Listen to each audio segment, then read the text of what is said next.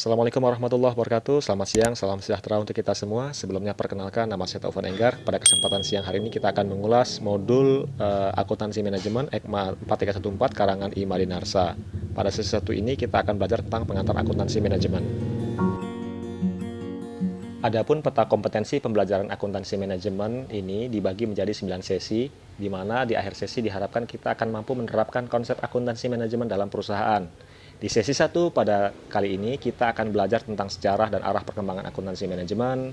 Kita akan belajar tentang tren teknologi penerapan akuntansi manajemen, sistem informasi akuntansi manajemen, dan struktur organisasinya. Kemudian kita akan belajar tentang perbedaan antara akuntansi cost, akuntansi manajemen, dan akuntansi keuangan.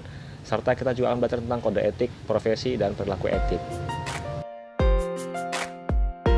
Perkembangan akuntansi keuangan dapat dibagi menjadi 3 pilar. Di 1494 di Venice, Italia, Luca Pacioli menulis buku tentang Summa de Arithmetica Geometrica de Proporzionalità, diperkenalkan konsep double entry bookkeeping accounting. Kemudian di 1607 di Leiden, Belanda, Simon Stevin memperkenalkan konsep record keeping atau alat mencatat berkembang sebagai stewardship untuk membantu mengurus harta orang lain. Kemudian di tonggak ketiga, mulai masa eksplorasi sampai dengan akhir revolusi industri di abad ke-19 di Eropa, mulai banyak perusahaan besar memperdagangkan saham sebagai bukti kepemilikan. Konsep going concern mulai diperkenalkan, di mana ada perbedaan antara modal dengan laba. Kemudian sejarah perkembangan akuntansi manajemen dimulai di 1776 di Skotlandia, di mana Adam Smith memperkenalkan konsep laissez-faire melalui doktrin ekonomi perdagangan bebas dengan mekanisme pasar sebagai reaksi atas paham merkantilisme. Saat itu dominasi pemerintah dalam seluruh sektor terutama ekonomi sangat dominan. Kemudian di abad ke-19 di Eropa, perkembangan teknologi memunculkan integrasi perusahaan secara horizontal maupun vertikal, sehingga terjadi kompleksitas bisnis yang sangat luar biasa yang tidak bisa dipenuhi dengan akuntansi keuangan, seperti terjadi transaksi internal serta pengukuran kinerja masing-masing unit produksi. Perusahaan-perusahaan besar pada saat itu, mulai dari perusahaan baja, tekstil, serta perusahaan dagang, mulai melakukan integrasi vertikal dan horizontal. Pada saat itu, akuntansi manajemen mulai memperkenalkan ukuran biaya, ukuran laba, perputaran persediaan, alokasi biaya, overhead berdasarkan jam tenaga kerja. Bagaimana pengaruh perkembangan teknologi terhadap akuntansi manajemen? Perkembangan lingkungan bisnis akibat perkembangan teknologi akan meningkatkan kebutuhan penyediaan informasi yang akurat dan relevan kepada manajemen untuk dapat menjalankan aktivitas strategis. Sebagaimana kita akan hadapi, akuntansi manajemen akan terkena dampak yang paling serius dengan perkembangan teknologi. Teknologi masa depan tidak akan lagi bersifat enhance atau meningkatkan kinerja secara konvensional, melainkan juga akan bersifat disruptif, yakni bahkan menggantikan peran manusia. Contohnya adalah pada saat perkembangan artificial intelligence serta implementasi machine learning. Di masa depan nanti, perkembangan teknologi akan melibatkan lebih banyak informasi dari akuntansi manajemen. Contoh penerapannya adalah yang pertama ERP atau Enterprise Resource Planning, di mana database sentral yang menghubungkan seluruh organisasi dapat melakukan transaksi dan akses informasi secara real time. Kemudian EDI atau Electronic Data Interchange banyak digunakan pada transaksi e-commerce yang bersifat real time. Kemudian yang ketiga, contoh penerapannya adalah dalam supply chain management, di mana sepanjang rantai nilai, bahan baku, proses produksi hingga distribusi dapat dianalisis ketersediaan, jaminan harga, kualitas bahan baku secara tepat waktu. Kemudian ada juga penerapan dalam theory of constraint sebagai alat manajemen untuk mengoptimalkan sumber daya dengan mengidentifikasi keterbatasan yang ada. Kemudian ada juga penerapan dalam just in time, di mana dilakukan perbaikan yang berkesinambungan dengan pengurangan pemborosan dalam setiap rantai nilai. Contohnya, mendatangkan hanya bahan baku yang akan diproduksi berdasarkan informasi penjualan. Kemudian contoh yang keenam adalah CIM atau Computer Integrated Manufacturing. Teknologi berbasis robot seperti CAD dan CAM dapat memproduksi secara cepat, akurat, menghilangkan cacat produksi. Biasanya diimplementasikan bersama GIT.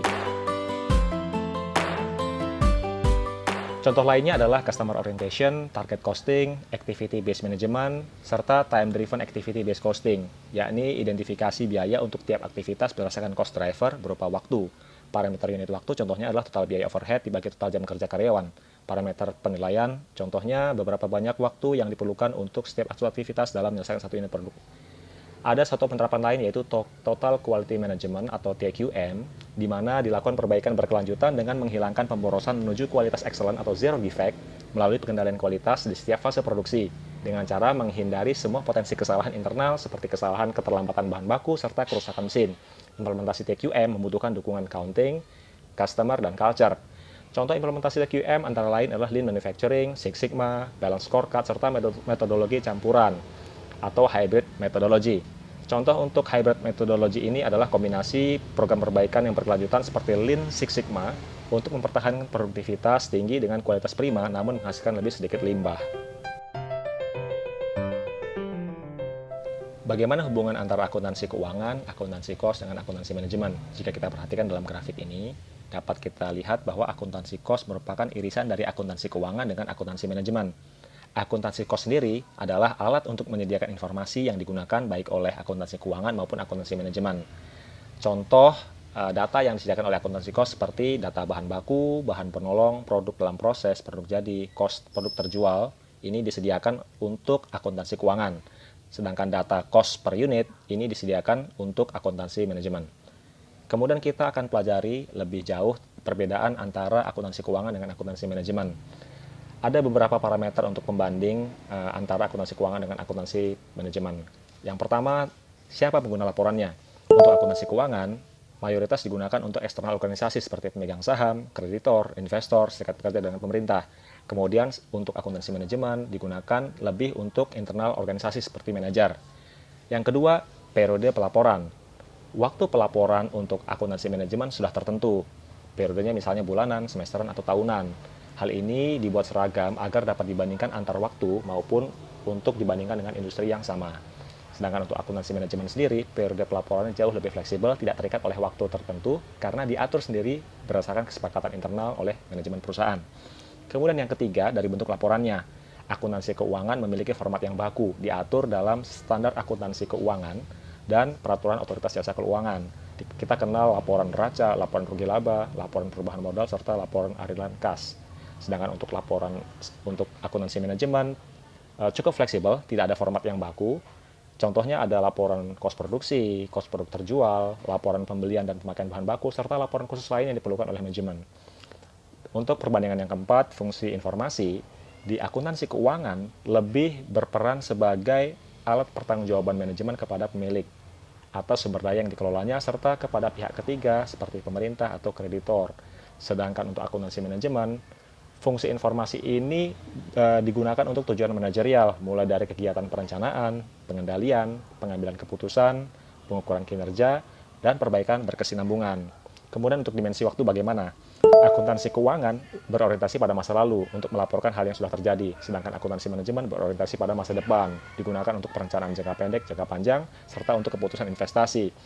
Terkait perbandingan nomor 6, akurasi data dan informasi, akuntansi keuangan harus akurat. Akurasi menjadi salah satu karakteristik laporan keuangan yang berkualitas. Sedangkan untuk akuntansi manajemen, akurasi data dan informasi tidak harus akurat, tapi lebih ditekankan pada kecepatan penyediaan dan penyampaian informasi. Kemudian perbandingan nomor 7, jenis dan sifat informasi. Akuntansi keuangan, informasinya bersifat historis, kuantitatif, objektif, dan keuangan. Bahkan untuk nilai-nilai itu harus ada appraisal dari jasa penilai. Sedangkan pada akuntansi manajemen lebih kombinasinya lebih variatif. Jadi informasi bisa bersifat historis saat ini atau masa depan, datanya juga bisa kuantitatif maupun kualitatif, juga data keuangan dan non-keuangan serta objektif maupun subjektif. Sedangkan terkait lingkup informasinya, di akuntansi keuangan informasi disajikan secara agregat atau global dan menyeluruh atau komprehensif mewakili organisasi. Untuk akuntansi manajemen, informasi dibuat sangat rinci, bisa per jenis biaya atau per divisi, atau bisa per periode akumulasi. Posisi akuntan manajemen dalam organisasi sangat strategis, tepat di bawah direktur keuangan sebagai controller atau kepala accounting. Maka akuntan manajemen akan membawahi audit internal, kos, keuangan, sistem, dan pajak. Akuntan manajemen juga memiliki peran strategis. Yang pertama adalah whistleblowing, yakni sebagai penegak moral dan etika dalam organisasi. Yang kedua adalah sebagai creative accounting, yakni memanfaatkan pemahaman akuntansi tentang kebijakan, standar, metode, dan teknik dalam rangka memaksimalkan laba, baik secara etis maupun tidak etis. Dan yang ketiga adalah fraud accounting, artinya secara sengaja menggunakan sumber daya perusahaan secara tidak wajar dan salah menyajikan data atau fakta untuk memperoleh keuntungan pribadi. Dengan sangat strategis peran akuntan manajemen ini, kemudian juga di secara organisasi juga sangat penting, maka dikembangkanlah perilaku etis akuntan manajemen serta kode etik akuntan manajemen. Apabila disimpulkan menjadi 4 hal. Yang pertama adalah kompetens, yakni menjaga kemampuan dan pengetahuan profesional dan tekun menerapkannya. Yang kedua adalah confidentiality atau kerahasiaan, yakni menghormati dan menghargai kerahasiaan informasi yang diperoleh dari hubungan profesionalnya. Yang ketiga adalah integrity, yakni jujur, bersikap adil dan dapat dipercaya dalam hubungan profesionalnya. Dan yang keempat adalah credibility, yakni tidak boleh berkompromi mengenai penilaian profesionalnya.